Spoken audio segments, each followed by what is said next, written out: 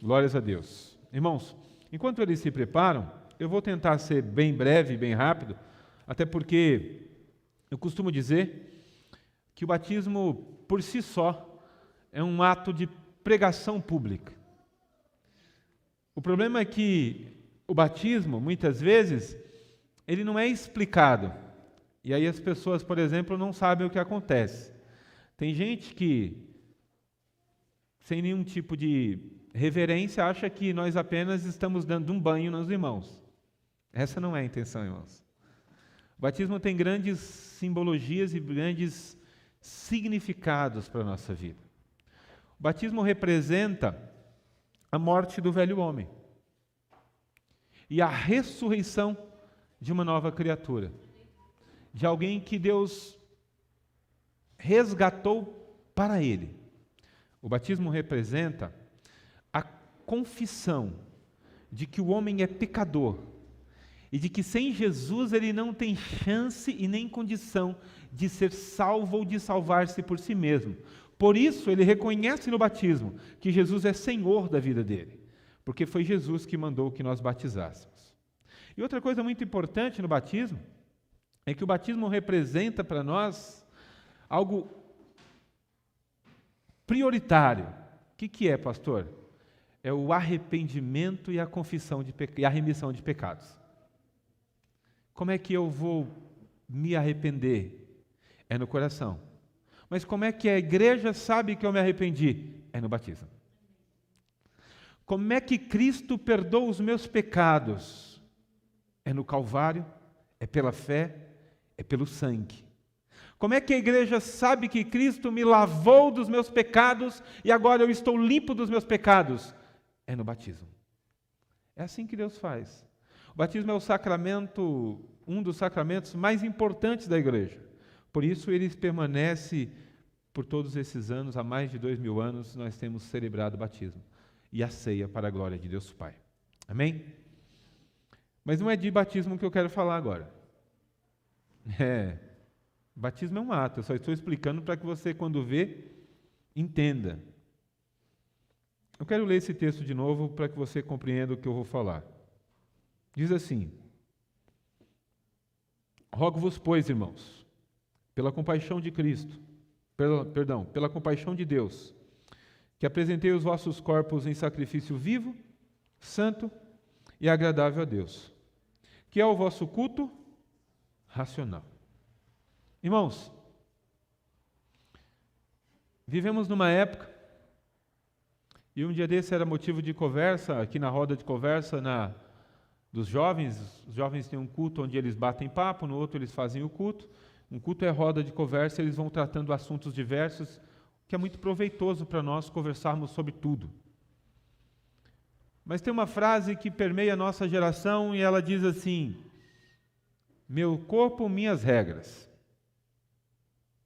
É muito preocupante isso.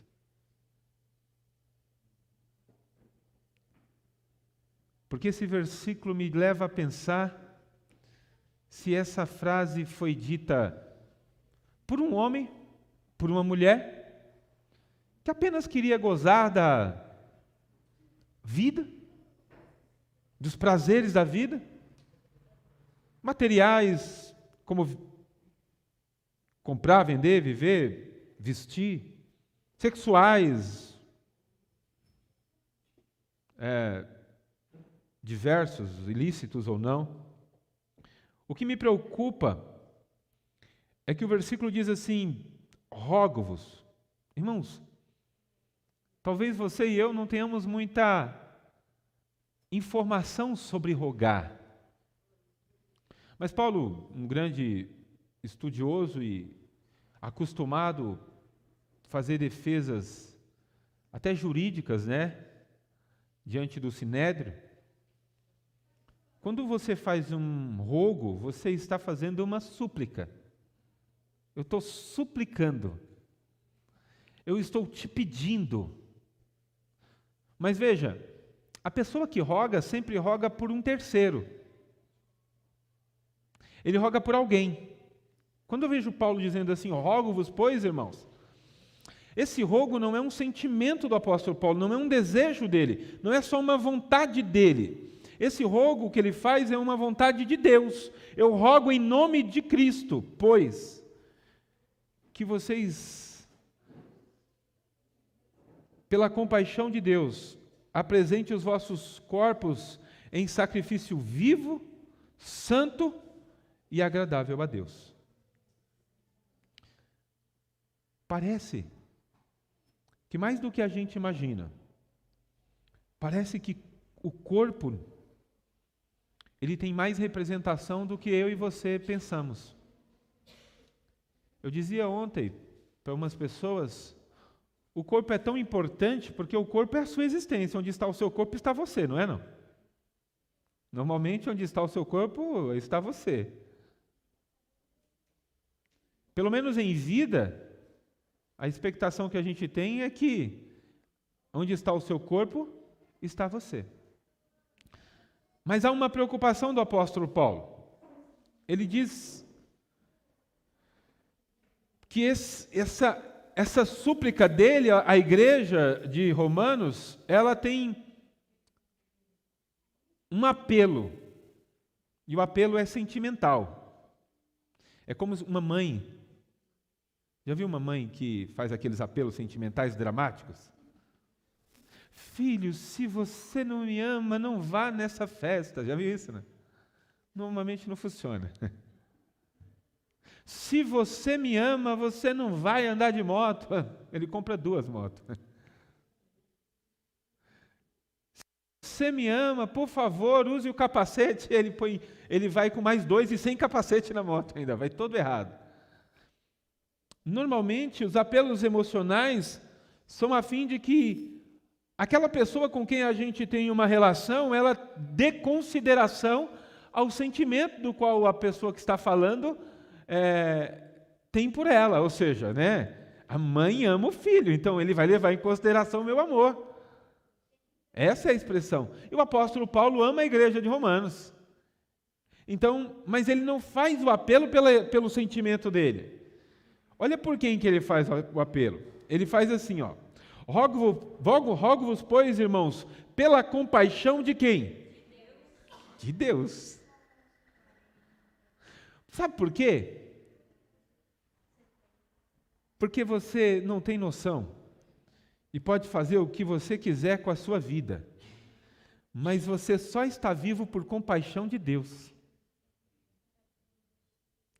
Você só existe por compaixão de Deus. Você só consegue levantar para trabalhar e você só tem um dia para viver por compaixão de Deus. Então ele faz um apelo baseado no sentimento de Deus. Aí ele depois faz um pedido. Que pedido é esse? Que a gente apresente o nosso corpo. E esse corpo precisa ser apresentado de 3 maneiras. Olha só. Santo, como sacrifício e agradável a Deus. E é dessas 3 coisinhas que eu quero falar e tentar encerrar a pregação. Mas antes disso, você sabe o que é se apresentar, não? Sabe o que o apóstolo Paulo está dizendo de apresenteis, não? Você sabe o que essa palavra apresentar significa para nós, não? É se mostrar. É comparecer. Quem gosta de futebol sabe disso. O jogador fulano de tal se apresentou no clube dia tal. Não é assim, não? Ele ainda não se apresentou para jogar, não é assim, não? Não gosto de futebol, mas eu fico esperto com algumas palavras. É se aparecer, é comparecer, é estar no lugar fisicamente. Agora tem uma coisa que é importante. Você deve apresentar o seu corpo no trabalho, na escola, na academia, na igreja, na faculdade, em todo lugar que você estiver. Só que você deve apresentar o seu corpo, onde você for, Você deve apresentar o seu corpo de maneira como se ele fosse um sacrifício vivo. Que coisa difícil, hein? Vocês sabem o que é um sacrifício ou não? Vou explicar para vocês o que é um sacrifício. Sacrifício é o que aquela mulher que faz parte de uma religião chamada Umbanda ou Quimbanda faz com a galinha e oferece. Aquilo é sacrifício. Estou falando porque é algo da nossa cultura, né? Se eu falar como é que é feito lá em Israel, vocês não vão entender muito bem. Apesar que tem a novela, acho que fica até mais fácil. Sacrifício é aquilo que se faz com o carneirinho, né? Mata e põe fogo. Mata e põe fogo. E oferece. Apóstolo Paulo está mandando então, pastor Adriano, eu matar e pôr fogo no meu corpo? É exatamente isso. Mas tem um adendo aqui, tem uma atenuante aqui muito importante. Graças a Deus que está aqui. É que é assim, irmãos, olha só. Que apresenteis os vossos corpos em sacrifício vivo, graças a Deus. Já pensou se fosse morto? Eu já ia estar aqui com um cutelo na mão, né? Então Deus está dizendo, o apóstolo Paulo está dizendo para nós, e Deus está dizendo através do apóstolo Paulo, que o nosso corpo precisa ser apresentado como um sacrifício vivo. Mas apresentado a quem? A Deus. Mas aonde? Na igreja? Não. Em todo lugar. Na escola, no trabalho, em qualquer lugar. Você deve apresentar o seu corpo a Deus como um sacrifício vivo. Santo. Aí é difícil ser santo, né? Quem aqui é santo? Viu como é difícil? A grande verdade é que nenhum de nós somos santos. Como é que eu posso apresentar o meu corpo em um sacrifício santo? Nós normalmente somos santificados. Mas aí para isso, eu preciso entender o versículo 2, que diz assim: não sede conformados com este mundo, mas sede transformados pela renovação do vosso entendimento.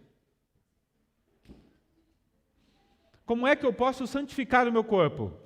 Quando eu renovo o meu entendimento. Quando eu entendo que o meu corpo, ele existe para a glória de Deus. Quando eu penso no meu corpo a partir da vontade de Deus. Quando eu penso no meu corpo a partir do que interessa para Deus e não do que me interessa. Quando eu penso no meu corpo a partir de como Deus olha para ele. Aí você vai dizer, pastor Adriano, como é que Deus olha para o meu corpo? 1 Coríntios 6,19. Ou não sabeis vós que o vosso corpo não pertence a vós, mas é templo do Espírito Santo? E que vocês não podem fazer o que vocês querem com o vosso corpo. Por isso aquela frase que eu disse no início, meu corpo, minhas regras, é um problema. Porque se você é de Cristo, ora, seu corpo não é seu. Você não deve fazer com ele o que você quer. Mas eu quero terminar. E o versículo, a outra palavra diz assim, ó. Agradável. Como é que eu ofereço o meu corpo santo e agradável? Eu renovo a minha mente. E que renovação é necessária para o meu corpo ser santo? A renovação de que eu por si só não consigo ser santo, mas Cristo em mim santifica o meu corpo. Pastor, aonde que está isso? É simples. Romanos 6,13. Só para você não dizer que eu não mostrei para você.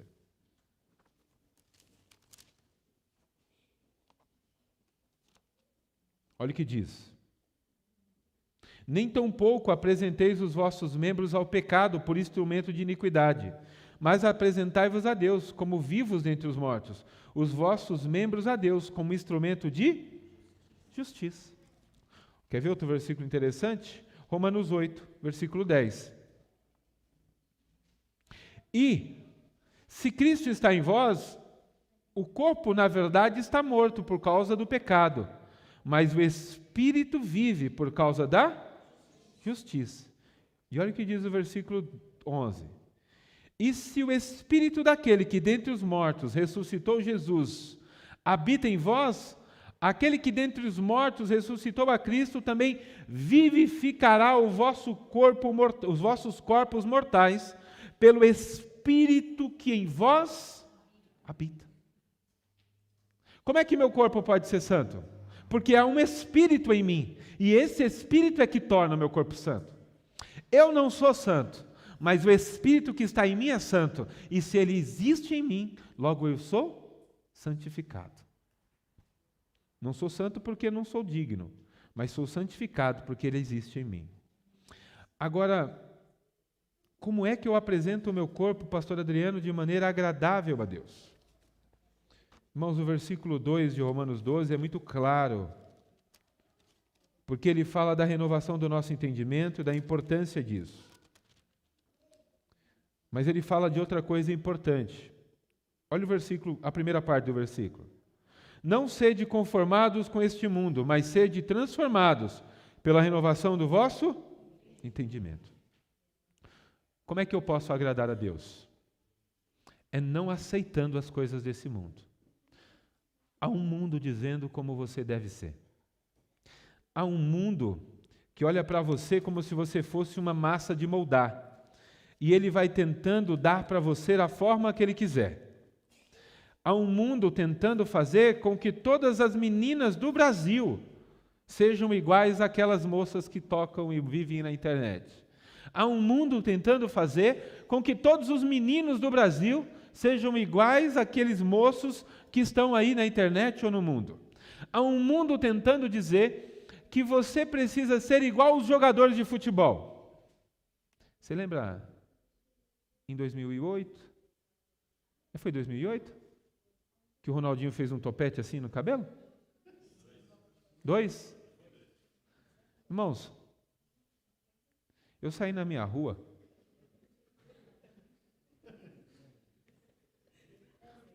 Irmãos, eu vou falar para você, minha rua é feia. O pessoal que mora aqui sabe, minha rua é de barro, onde eu moro é muito feia minha rua.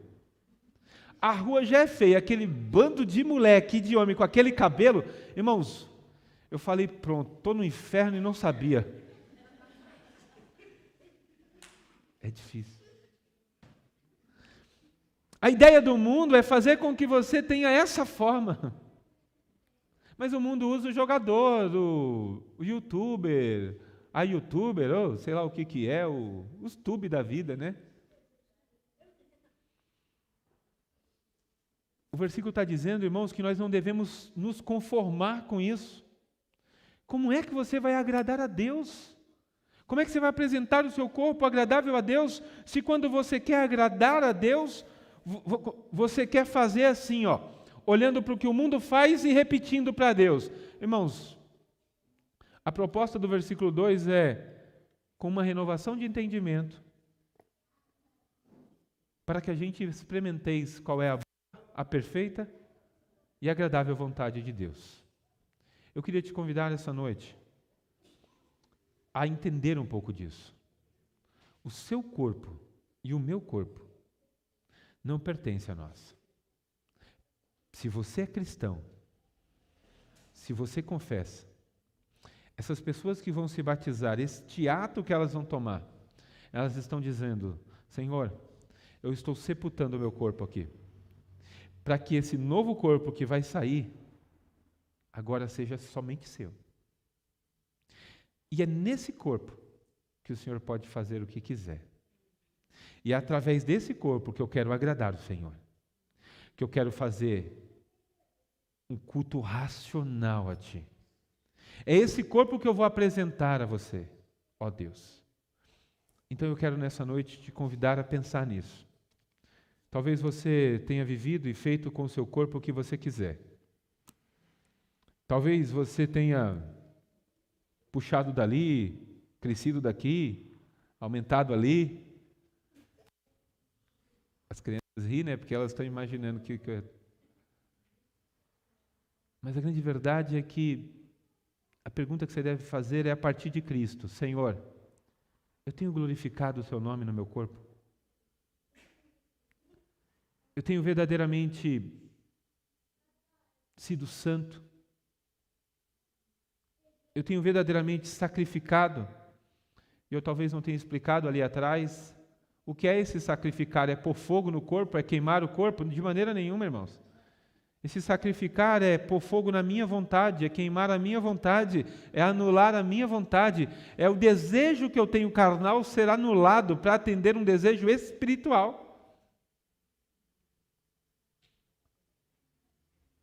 Teve jovem que me perguntou assim, meu medo, pastor Adriano, é que se eu me batizar, eu nunca mais vou poder fazer as coisas que eu fazia. Porque você sabe, né? Vou ter que parar, né? É conveniente que isso aconteça, é ideal que isso aconteça. Agora é importante você saber que mesmo depois do batismo, o batismo é começo, né? Não é final. É daqui para frente que a sua carreira começa. É como você vai se comportar daqui para frente que importa para Deus. Irmãos, eu quero finalizar essa mensagem dizendo para você, não aceite o que o mundo oferece para o seu corpo e para a sua vida. Aceite o convite do apóstolo Paulo nesse texto. Aceite o rogo, a súplica do apóstolo Paulo. E se eu pudesse fazer do apóstolo Paulo dessas palavras a minha, como pregador e pastor da igreja, eu diria, eu também rogo a vós, irmãos meus, visitantes e membros dessa igreja,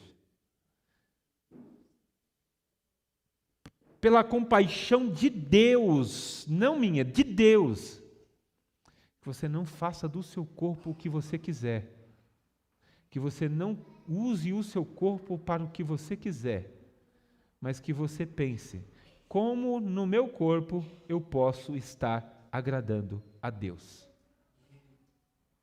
Como eu posso sacrificar no meu corpo algo para Deus? Eu poderia dar muitos exemplos, mas se eu der muitos exemplos, o Gustavo vai ficar me zoando, falando que eu vivo dando exemplo na pregação. Então, eu vou parar de dar exemplos. E vou deixar que a sua imaginação pense, como é que você pode fazer? Mas eu te garanto uma coisa, Deus está interessado em receber isso de você. Amém? Que Deus abençoe. Vou convidar o grupo de louvor, nós vamos louvar 2 louvores. Enquanto isso, eu e o presbítero Josias vamos nos trocar para nós irmos ao batismo. Amém?